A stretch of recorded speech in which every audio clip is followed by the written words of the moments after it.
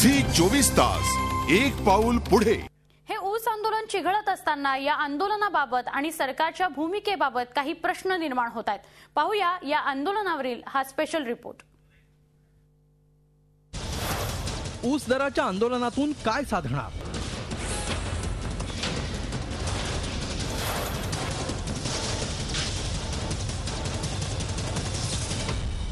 कशी फुटणार आंदोलनाची कोंडी?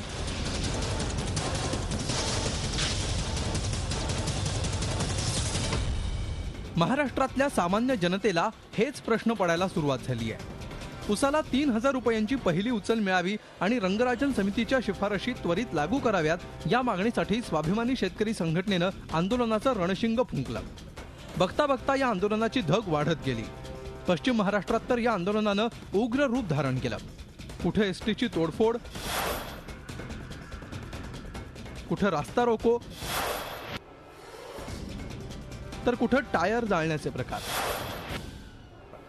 मात्र या सगळ्याचा कारखानदारांवर तसूभरही परिणाम झाला नाही।